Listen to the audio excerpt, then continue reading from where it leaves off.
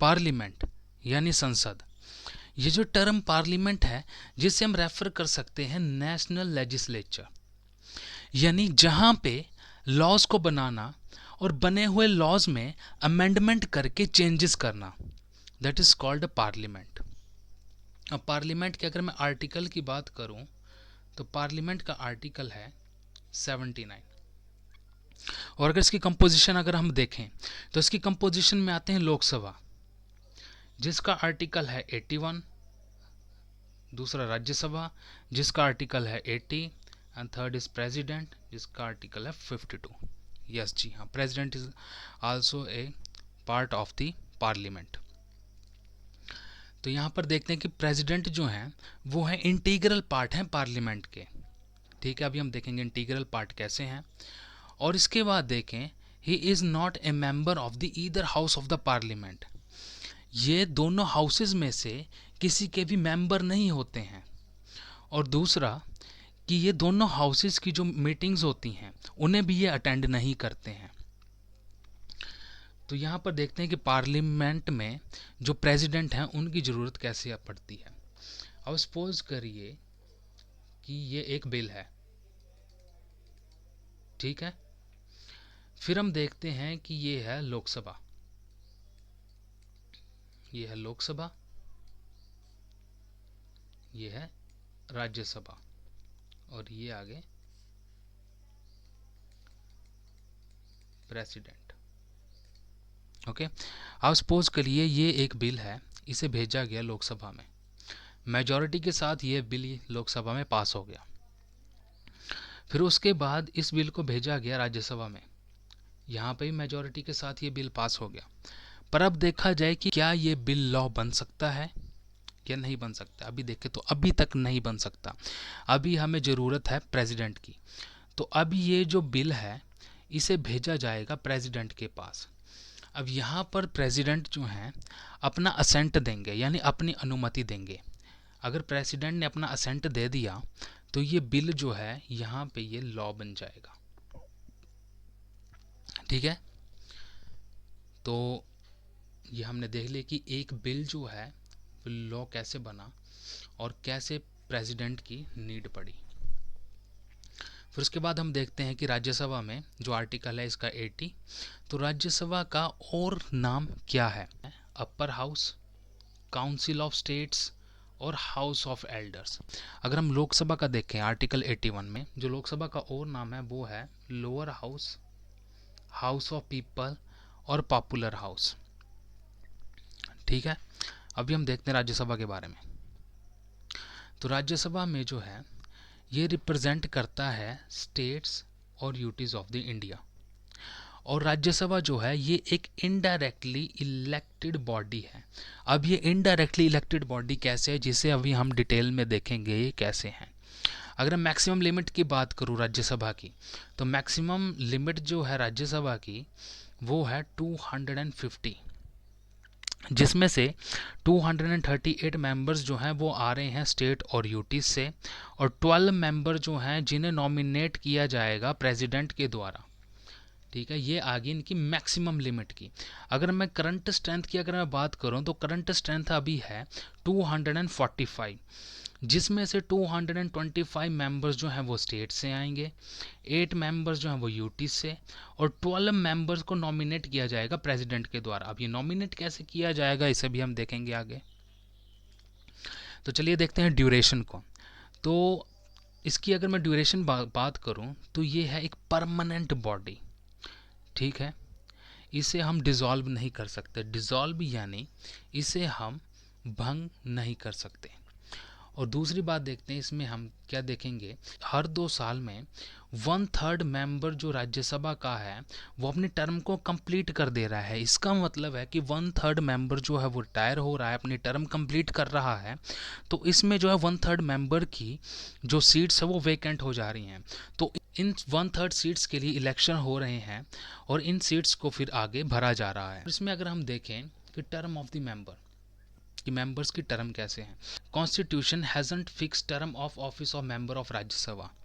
अब कॉन्स्टिट्यूशन ने जो राज्यसभा के जो मेंबर्स हैं ठीक है, उनका जो टर्म है, ऑफिस का जो टर्म है, वो कॉन्स्टिट्यूशन ने फिक्स नहीं किया है, ये छोड़ दिया है पार्लियामेंट के ऊपर। तो पार्लियामेंट ने एक एक्ट बनाया है, representation of the people act 1951। तो ये प्रोवाइड करता है टर्म ऑफ द मेंबर्स की, जिसमें हम देखें कि अगर कोई मेंबर इलेक्ट हो रहा है तो वो इलेक्ट होके आ रहा है 6 ईयर्स के लिए, यानी 6 ईयर उसकी टर्म है। और जो मेंबर है वो री इलेक्ट किया जा सकता है और री नॉमिनेटेड किया जा सकता है एनी नंबर ऑफ टाइम्स। यहाँ पर ऐसा नहीं है कि हम किसी को एक बार ही नॉमिनेट कर सकते हैं, इलेक्ट कर सकते हैं, 2 बार कर सकते हैं, नहीं, एनी नंबर ऑफ टाइम्स हम कर सकते हैं। फिर इसके बाद देखते हैं हम मेथड ऑफ सिलेक्शन की, मेथड ऑफ सिलेक्शन कैसे हैं। तो कॉन्स्टिट्यूशन में देखा जाए तो कॉन्स्टिट्यूशन का जो 4th शेड्यूल है वो डील करता है आपकी एलोकेशन ऑफ सीट्स इन राज्यसभा। ये जो 4th शेड्यूल है कॉन्स्टिट्यूशन का, ये डील करेगा एलोकेशन ऑफ सीट इन राज्यसभा। इसका मतलब डील करता है कि जैसे कि अगर कोई स्टेट है तो उसे कितनी सीट्स एलोकेट होंगी। ठीक है, तो आगे हम ये देखते हैं कि स्टेट रिप्रेजेंटेशन की, एक स्टेट रिप्रेजेंटेशन कैसे होती है। यहाँ पर बोला कि जैसे representation of the states in Rajya Sabha are elected by the elected member of the state legislative assembly. अब इसका मतलब क्या है कि जैसे अगर हम हिमाचल का अगर मैं एग्जांपल लेके चलूँ, ठीक है, कि जो स्टेट लेजिस्लेटिव असेंबली में कितने मेंबर्स हैं हिमाचल में, जैसे कि अगर मैं बात करूँ कि 68 मेंबर्स हैं स्टेट लेजिस्लेटिव असेंबली में। अब क्या होगा कि जैसे कि हम लोग क्या करेंगे कि हम लोग वोट्स देंगे, ठीक है, वोट्स देंगे और इन 68 मेंबर्स को हम इलेक्ट करवाएंगे लेजिस्लेटिव। अब ये मेंबर जो है लेजिस्लेटिव असेंबली के लिए इलेक्ट किया हमने, यानी विधानसभा के लिए किए। और ये जो मेंबर्स हैं इन्हें हम बोलते हैं एमएलए, ठीक है, they are elected by us, यानी हमारे द्वारा इन्हें इलेक्ट किया गया। अब ये मेंबर्स क्या करेंगे, ये मेंबर्स आपस में से वोटिंग करके, ठीक है, यानी आपस में से इलेक्ट करके 3 मेंबर्स को राज्यसभा में भेजेंगे। ठीक है, तो ये हो गया एमपी। यहाँ पे इन्होंने 3 मेंबर्स को इलेक्ट किया राज्यसभा के लिए। या राज्यसभा में अब हिमाचल में 3 जो सीट्स दी गई हैं, एलोकेटेड दी गई हैं, they are according to the population. जैसे the seats are allocated on the basis of their population, यानी पॉपुलेशन के अकॉर्डिंग यहाँ पर सीट्स एलोकेट होंगी। यानी जिसकी ज़्यादा पॉपुलेशन होगी उसे ज़्यादा सीट्स एलोकेट होंगी, जिसकी पॉपुलेशन कम होगी उसे कम सीट्स एलोकेट होंगी। ठीक है, और ये जो इलेक्शन जो होंगे ये होंगे सिस्टम ऑफ प्रोपोर्शनल रिप्रेजेंटेशन, जो आप यहाँ पर देख रहे हैं, system of proportional representation bye mean of single transferable vote. अब इसमें क्या होता है कि ये कोटा सिस्टम होता है कि एक कोटा फिक्स कर दिया जाता है जिसमें जो इलेक्शन लड़ रहा होता है उसे अगर उतना कोटा उसने पूरा कर दिया, ठीक है, तो वो सिलेक्ट हो जाता है। फिर उसके बाद अगर हम यहाँ पर देखेंगे यूटी रिप्रेजेंटेशन की, यूटी में कैसे रिप्रेजेंटेशन हो रही है यहाँ पे। तो यहाँ पर क्या होगा कि स्पेशली कॉन्स्टिट्यूटेड एक बनाई गई है इलेक्टोरल कॉलेज, यानी बोलने का मतलब ये उनकी लिस्ट है जो आगे वोट करेंगे, ठीक है, उन मेंबर्स के लिए जो राज्यसभा में यूटीज़ को रिप्रेजेंट करेंगे। ठीक है, तो अब देखते हैं कि कौन से यूटीज़ जो हैं वो रिप्रेजेंट कर रही हैं दिल्ली, पुडुचेरी एंड जम्मू एंड कश्मीर। ठीक है, ये इनकी रिप्रेजेंटेशन है राज्यसभा में। अदर यूटीज़ इसलिए नहीं है क्योंकि उनकी पॉपुलेशन बहुत कम है, दे हैव लो पॉपुलेशन। ठीक है, फिर अभी हम देखें कि नॉमिनेटेड जो मेंबर्स जो आएंगे, ठीक है, 12 मेंबर्स को नॉमिनेट किया जा रहा है, किससे, प्रेसिडेंट के द्वारा। ठीक है, अभी 12 मेंबर्स कौन से होंगे, जिनके पास एक स्पेशल नॉलेज हो या फिर एक प्रैक्टिकल एक्सपीरियंस हो। किस फील्ड में, साइंस में, लिटरेचर में, आर्ट में और सोशल सर्विस में। अगर इनमें इनके पास स्पेशल नॉलेज और प्रैक्टिकल एक्सपीरियंस है तो ये जो है इन्हें जो है नॉमिनेट किया जाएगा प्रेसिडेंट के द्वारा। फिर हम देखते हैं लोकसभा। लोकसभा का article 81, representation of the people, ठीक है, यानी directly elected by the people. और ये जो है जिन्हें डायरेक्टली इलेक्ट किया जा रहा है लोगों के द्वारा, ना ही ये परमानेंट बॉडी है, तो this is not a permanent body. हम इसकी हम मैक्सिमम स्ट्रेंथ की अगर मैं बात करूँ, मैक्सिमम लिमिट की बात करूँ तो वो है 552।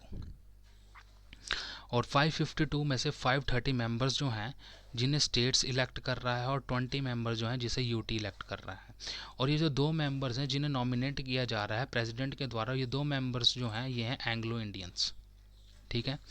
अगर मैं करंट स्ट्रेंथ की अगर मैं बात करूँ तो करंट स्ट्रेंथ में है 545 मेंबर्स हैं, और 530 जो हैं वो स्टेट से हैं, 13 जो हैं वो यूटी से हैं, और 2 हैं नॉमिनेटेड मेंबर प्रेसिडेंट के द्वारा। फिर अभी हम देखें जो 126 कॉन्स्टिट्यूशन अमेंडमेंट एक्ट आया 2020 का, जिसमें ये जो नॉमिनेशन वाली प्रोसेस है इसे ख़त्म कर दिया गया। जो ये वाली जो 2 मेंबर नॉमिनेट हो रहे थे इसे रोक दिया गया। तो अभी हम देखें, अगर ये अब नॉमिनेशन में ये 2 नहीं हो रहे हैं, ठीक है, तो अभी हम देखें तो जो मैक्सिमम स्ट्रेंथ है इस टाइम वो है 550, और अगर मैं करंट स्ट्रेंथ की बात करूं तो वो है 543। फिर आगे हम देखते हैं तो entire country is divided into territorial constituency of रफली इक्वल पॉपुलेशन। अब इसमें क्या बोला कि जैसे अभी हमने यहाँ पर देखा कि ये जो करंट स्ट्रेंथ हमारे पास 543 है, ठीक है, लोकसभा के। तो बोलने का मतलब कि अगर मैं कंट्री को मान लूँ एक कॉन्स्टिट्यूंसी, तो मुझे इसको डिवाइड करना पड़ेगा 543 टेरिटोरियल कॉन्स्टिट्यूंसी में, और जिसकी जो पॉपुलेशन होगी रफली इक्वल होनी चाहिए हर एक कॉन्स्टिट्यूंसी की। जैसे एग्जांपल के तौर पर हम मान लेते हैं, सपोज करिए ये एक कंट्री है, ठीक है, और ये मैं कॉन्स्टिट्यूंसी बना रहा हूँ। अब मान लीजिए कि ये कॉन्स्टिट्यूंसी है, ठीक है, और इस कॉन्स्टिट्यूंसी में अगर 10 लाख पॉपुलेशन है और 10 लाख पॉपुलेशन पे एक लोकसभा की सीट है, एक लोकसभा की सीट जो यहाँ पर एलोकेट हुई है। तो बोलने का मतलब कि हर कॉन्स्टिट्यूंसी में ऐसा ही होना चाहिए, यहाँ पर भी 10, 1 लोकसभा के लिए 1 सीट, मतलब ऐसे चलना चाहिए। फिर उसके बाद क्या होगा कि यहाँ पर जो 1 रिप्रेजेंटेटिव होगा जो इलेक्ट होगा हर एक कॉन्स्टिट्यूंसी में, कैसे होगा, यूनिवर्सल एडल्ट सफरेज। बोलने का मतलब कि यहाँ से अगर कोई पर्सन जो है वो इलेक्ट हो रहा है, ठीक है, 1 लोकसभा की सीट के लिए, ठीक है, यहाँ पर पर्सन अगर इलेक्ट हो रहा है तो वो हो रहा है कि जैसे कि यूनिवर्सल एडल्ट सफरेज, मतलब कि आफ्टर 18 ईयर्स, यानी 18 ईयर से अबव कोई भी बंदा है, ठीक है, वो यहाँ पर वोट कर सकता है। लेकिन पहले क्या होता था कि 61 कॉन्स्टिट्यूशन अमेंडमेंट एक्ट 1958 से पहले तो एज लिमिट जो थी वो 21 थी, ठीक है। लेकिन जैसे 61 कॉन्स्टिट्यूशन अमेंडमेंट एक्ट 1958 आया तो एज को कम करके 21 से 18 कर दिया गया लोकसभा के लिए। फिर अगर हम इसकी नॉर्मल टर्म देखें तो नॉर्मल टर्म जो है वो है 5 ईयर्स के लिए, ठीक है। अब ये 5 ईयर्स के लिए नॉर्मल टर्म है। अब इसकी नॉर्मल टर्म कैसे होती है कि जैसे सपोज करिए कि एक पार्टी है तो वो इलेक्शन जीत गई, ठीक है, तो इलेक्शन जीतने के बाद जो उसकी फर्स्ट मीटिंग होगी तो वहाँ से लेके 5 ईयर्स तक, और जैसे 5 ईयर्स कंप्लीट हो जाएंगे उसके बाद ये ऑटोमेटिकली लोकसभा डिसॉल्व हो जाएगी, ठीक है। फिर उसके बाद प्रेसिडेंट की बात करूँ तो प्रेसिडेंट को ऑथोराइज किया गया है कि वो डिसॉल्व कर सकता है लोकसभा को एनी टाइम, किसी भी टाइम कर सकता है, even before completion of 5 years. मतलब कि लोकसभा को 5 साल कंप्लीट हुए भी नहीं है, यानी दूसरे तीसरे साल पे है, तब भी प्रेसिडेंट जो है उसे डिसॉल्व कर सकता है, और उसके इस एक्शन को कोई भी चैलेंज नहीं कर सकता कोर्ट में, कोर्ट ऑफ लॉ में, ये है। फिर उसके बाद अगर हम देखें कि लोकसभा है इसे जो है बढ़ाया जा सकता है जब नेशनल इमरजेंसी लगी हो, और बढ़ाएंगे कैसे, एक पार्लियामेंट के थ्रू एक लॉ बनाया जाएगा, ठीक है। तो जैसे क्या बोला है कि जैसे कि सपोज के लिए कि नेशनल इमरजेंसी लगी है, ठीक है, और लोकसभा का माली पीरियड ख़त्म हो गया, यानी 5 ईयर्स कंप्लीट हो गया, यानी ये ओवर हो गया पूरा। अब क्या होगा कि अब इसे एक्सटेंड करना है, क्योंकि नेशनल इमरजेंसी लगी है, इलेक्शंस कैसे होंगे, तो क्या करेगा कि पार्लियामेंट जो है वो एक्ट बना के, ठीक है, इसके टर्म को, जैसे 5 ईयर्स का टर्म था, इसको इंक्रीज करके 1 ईयर एक्स्ट्रा और कर देगा, ठीक है। अब कितना हो गया, 6 ईयर का हो गया वैसे। अब जैसे क्या होगा कि जो इसका जो ये 1 ईयर का ये जो टर्म है, अब सपोज करिए ख़त्म होने वाला है, तो पार्लियामेंट फिर से अपना एक लॉ बना के इसे फिर से 1 ईयर के लिए एक्सटेंड कर देगा। तो ये एक्सटेंड कर सकता है एनी लेंथ ऑफ टाइम, ठीक है, एनी लेंथ ऑफ टाइम के लिए इसे ये बढ़ा सकता है। और अगर सपोज करिए कि नेशनल इमरजेंसी है, अगर नेशनल इमरजेंसी है और नेशनल इमरजेंसी जो है ये ख़त्म होगी, तो ये जो लॉ होगा, ठीक है, इसे इंक्रीज़ करने का, लोकसभा को बढ़ाने का, ये ज़्यादा से ज़्यादा 6 मंथ के लिए एक्सटेंड रहेगा और उसके बाद ये खुद ब खुद सीज़ हो जाएगा, यानी ये ख़त्म हो जाएगा। फिर अगर हम यहाँ पे देखें कि जो स्टेट्स में, ये स्टेट्स हैं, ये लोकसभा, ये राज्यसभा, देखते किस किस के। हिमाचल की बात करूँ तो यहाँ पर 4 लोकसभा 3 राज्यसभा की सीट्स। यूपी की बात करूँ तो 80 लोकसभा और राज्यसभा की 31 सीट्स। मिज़ोरम की बात करूँ तो 1 लोकसभा एंड 1 राज्यसभा की सीट। फिर हम देखते हैं कि सिस्टम ऑफ इलेक्शंस की कैसे हैं, कि यहाँ पर सिस्टम ऑफ इलेक्शंस का, तो पहले में देखते हैं टेरिटोरियल कंस्टिट्यूंसी में क्या होता है कि डायरेक्ट इलेक्शन होंगे, लोग डायरेक्ट वोट करेंगे। तो वोट करेंगे, जैसे कि ये बताए, ये मान लीजिए एक स्टेट है, ठीक है, इस स्टेट को टेरिटोरियल कंस्टिट्यूंसी में डिवाइड किया गया। अब इन कंस्टिट्यूंसी के लिए डायरेक्ट इलेक्शन होंगे, ठीक है, हम डायरेक्ट वोट करेंगे। अब इसमें होगा क्या कि जो ईच स्टेट होगी, ठीक है, ईच स्टेट में जो अलॉटेड सीट्स दी जाएंगी, ठीक है, तो उसकी रेशो और साथ में पॉपुलेशन की रेशो ये सेम रहनी चाहिए हर स्टेट में। अब इसे समझते हैं कि क्या है ये। यहाँ पर मैंने जो डाटा लिया है वो अकॉर्डिंग टू 2011 सेंसस का है। तो अगर मैं यूपी की बात करूँ तो यूपी की रेशो जो पॉपुलेशन कितनी है यूपी की, 19,98,12,341, और एलोकेटेड सीट्स कितनी है लोकसभा में, 80 हैं, ठीक है, ये आ गई पॉपुलेशन, ये आ गई एलोकेटेड सीट्स। अब इसकी जो रेशो आ रही है 24,97,654, ये आई। अगर मैं मध्य प्रदेश की लूँ रेशो लूँ, तो पॉपुलेशन और एलोकेटेड सीट्स की अगर बात करूँ तो ये इसकी पॉपुलेशन आ गई और 29 इसकी ये आ गई एलोकेटेड सीट्स आ गई। तो यहाँ पर ये जो रेशो आ रही है 25,04,327, ठीक है। तो अगर मैं देखूँ तो ये एवरेज 25 लाख ही बैठ रहा है, क्योंकि 24,97,000 ये आ गया है और 25 लाख नीचे है। तो एवरेज देखा जाए तो एवरेज तो 25 भी बैठ रहा है, क्योंकि वही बात बोली थी ना कि रफली होगा, कि एग्जैक्ट नहीं बोला जाएगा, कि रफली जो है वो इक्वल पॉपुलेशन होनी चाहिए। अब जैसे एक स्टेट, अब जैसे यही बता दिया कि अब ये देखिए ये है, और जैसे यहाँ पर बता दिया कि 25 लाख। अब 25 लाख क्या है, बोलने का मतलब ये है कि एक लोकसभा की सीट के लिए 25 लाख पॉपुलेशन है। और ये जो प्रोविज़न है जो हमने ऊपर किया, ये अप्लाई नहीं होगा उस स्टेट के लिए जिसकी पॉपुलेशन लेस देन है 60 लाख, यानी 6 मिलियन, ओके। और जो हमने अभी देखा कि ये जो रेशो होगी, जो हमने रेशो देखी, ये should be same with in the state. ये स्टेट की, जो स्टेट्स के अंदर जो आप टेरिटोरियल कॉन्स्टिट्यूंसी बनाओगे तो उस स्टेट्स में भी ये सेम रहेगी। बाकी जो सीट्स होंगी वो डिपेंड करेंगी कितनी, किस स्टेट को कितनी सीट्स मिलेंगी, वो उसकी पॉपुलेशन के ऊपर बाकी डिपेंड करेंगी। बाकी अगर एक सीट अगर लोकसभा की सीट है तो उसके लिए जो पॉपुलेशन है वो 25 लैक्स है।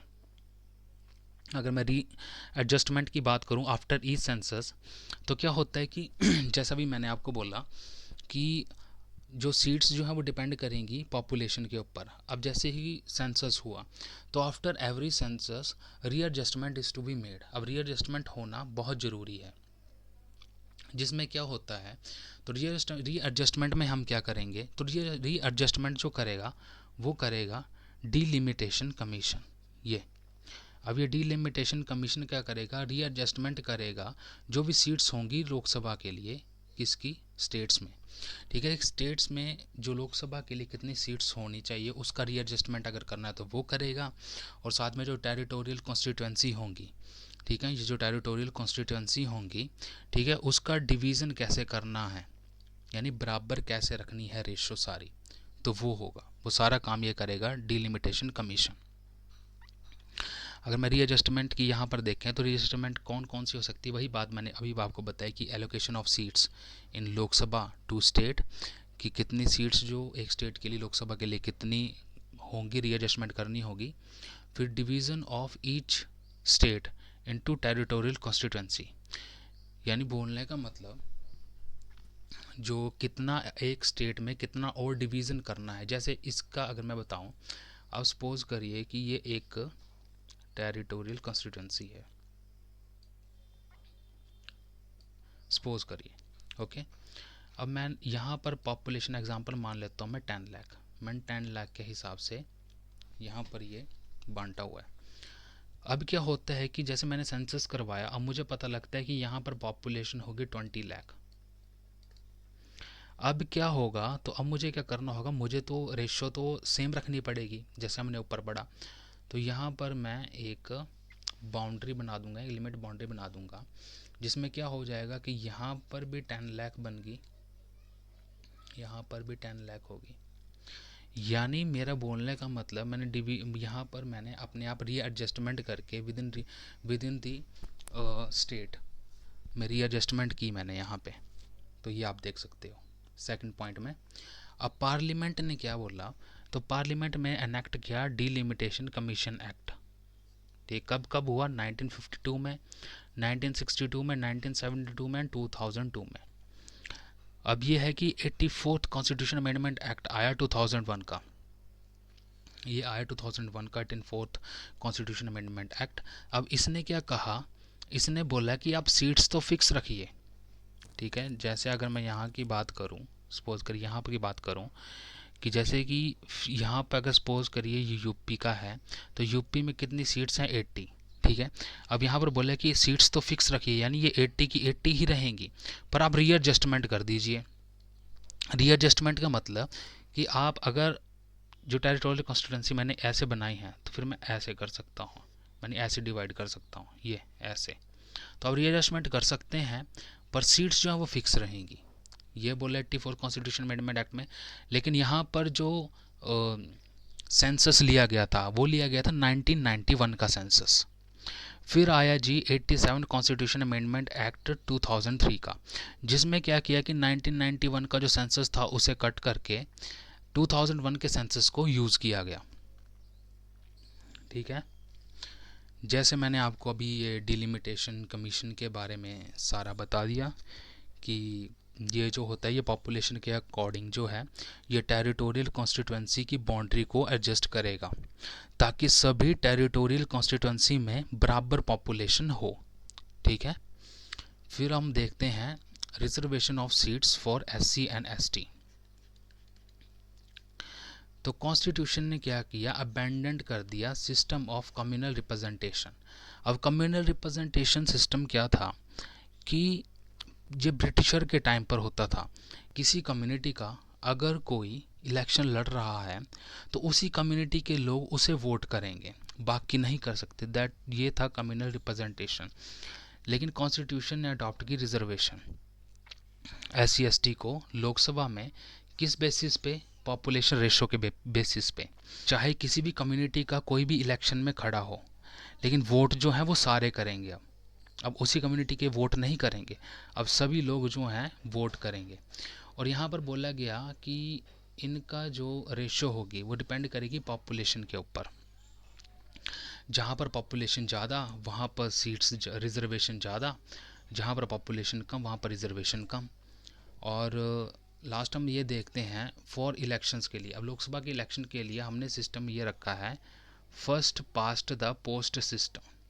अब इसमें क्या होता है कि हमने ऊपर तो देखा राज्यसभा में कि प्रोपोर्शनल रिप्रेजेंटेशन था। अब first past the post system में ऐसा है कि हमें दूसरे से ज़्यादा वोट्स लेने हैं। जैसे एग्जांपल में अगर मैं फर्स्ट की बात करूँ, या सपोज करिए 2 पर्सन हैं, अगर इसने ले लिए 50 वोट्स और यहाँ पर फर्स्ट ने ले लिए 51, तो ये विन हो गया, तो ये जीत गया।